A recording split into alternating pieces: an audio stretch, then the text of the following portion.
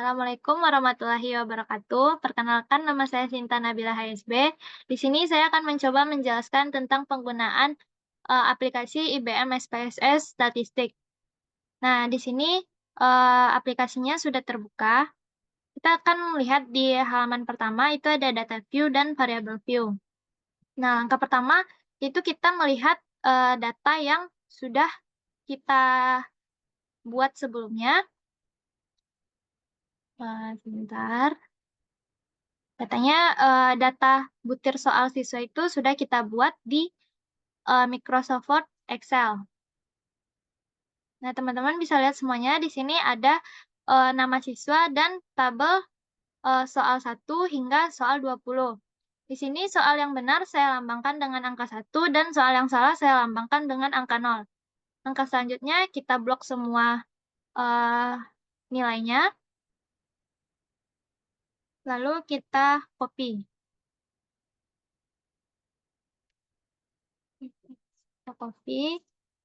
Lalu kita masukkan ke data view. Caranya langsung klik kanan, lalu paste.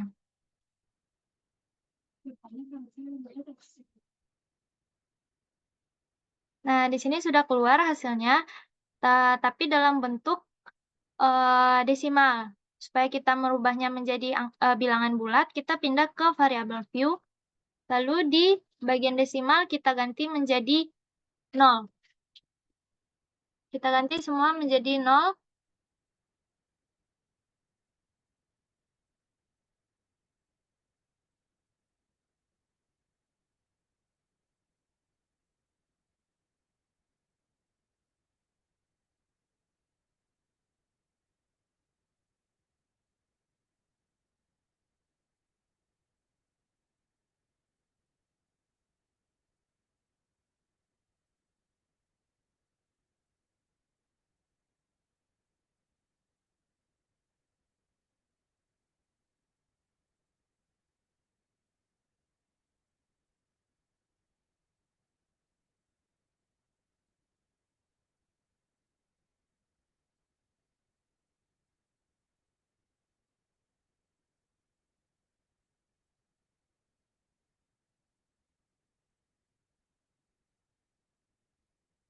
Nah, jika sudah, kita lihat lagi di data view, semua dua angka di belakang komanya sudah hilang.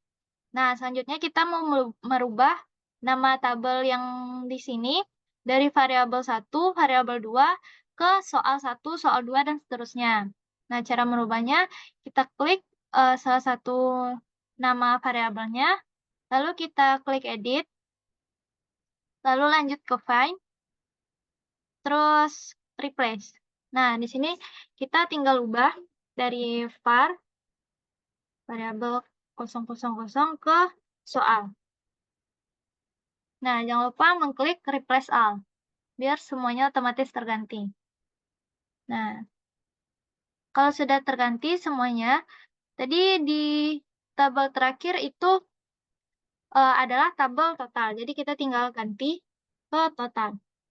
Nah, teman-teman bisa lihat semuanya di sini udah otomatis terganti seperti yang sudah kita data di Excel tadi. Nah, langkah selanjutnya kita mau mencari validitas dari butir soal tersebut. Nah, langkah pertama adalah kita menekan Analyze, lalu kita masuk ke Correlate, Bivariate. Nah, semua data ini kita pindahkan ke kolom variabelnya. Nah, saat sudah terganti semuanya, jangan lupa mencentang untuk bagian correlation coefficient-nya percent, test of significance-nya to tailed, dan flag significant correlation-nya tercentang juga, lalu klik OK.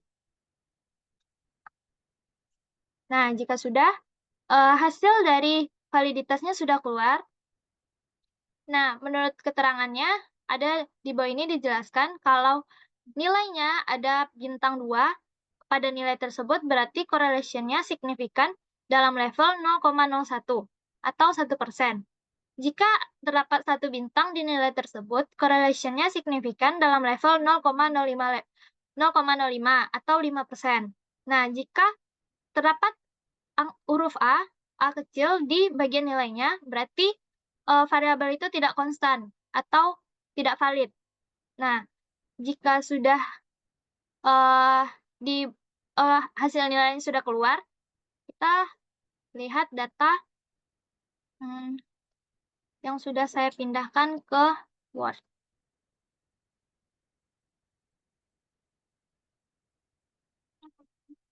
Nah, di sini saya sudah memindahkan bagian percent correlation-nya pada kolom pertama yang di bagian totalnya. Di kolom pertama ini sudah saya pindahkan ke bagian yang di sini. Dan nilai signifikannya yang berada di tabel yang kedua sudah saya pindahkan juga ke bagian yang di sini. Nah, kesimpulannya, jika nilai signifikan kecil dari 0,05, maka instrumen soal tersebut dapat dikatakan valid. Contohnya, seperti nilai signifikan ini 0,034.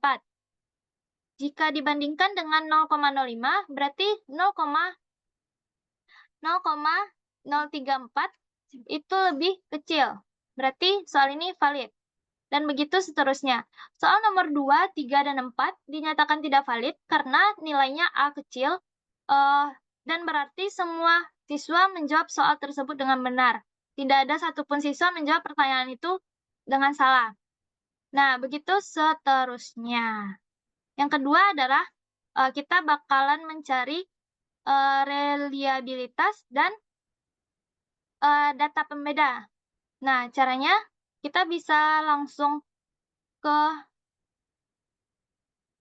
data analyze, correlate, bivariate. Oh, kita masuk ke scale, reliability analyze. Lalu kita copy semua, lalu kita pindahkan ke item. Nah, di sini kita pindahkan kecuali yang bagian total.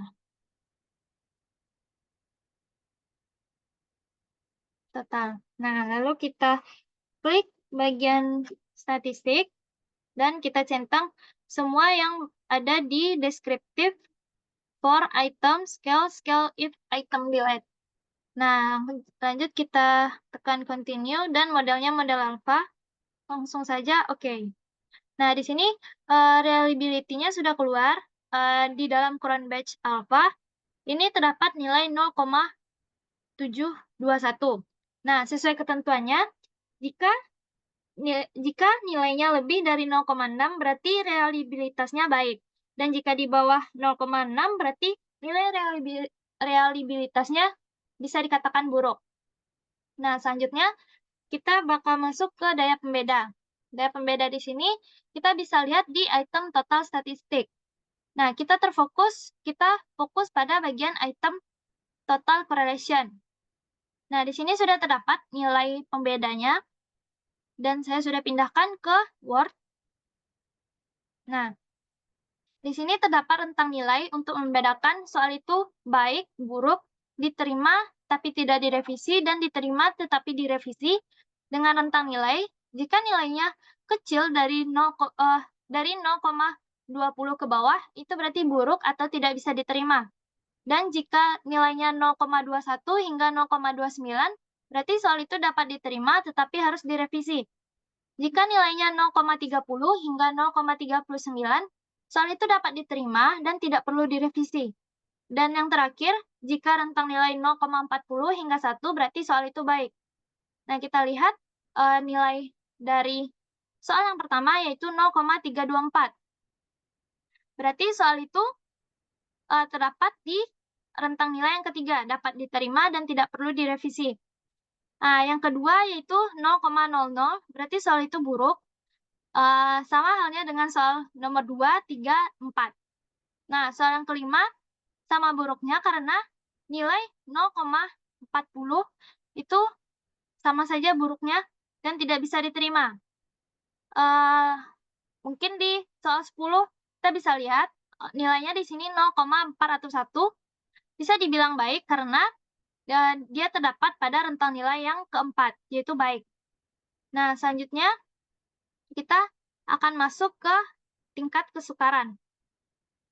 Tingkat kesukaran, cara menganalisis tingkat kesukarannya adalah dengan kita masuk ke deskriptif statistik, lalu masuk ke frekuensi, kita pindahkan semua soal ke bagian kanan, kecuali soal yang tidak valid tadi. Nah, lalu kita pindahkan semua soal yang tidak valid.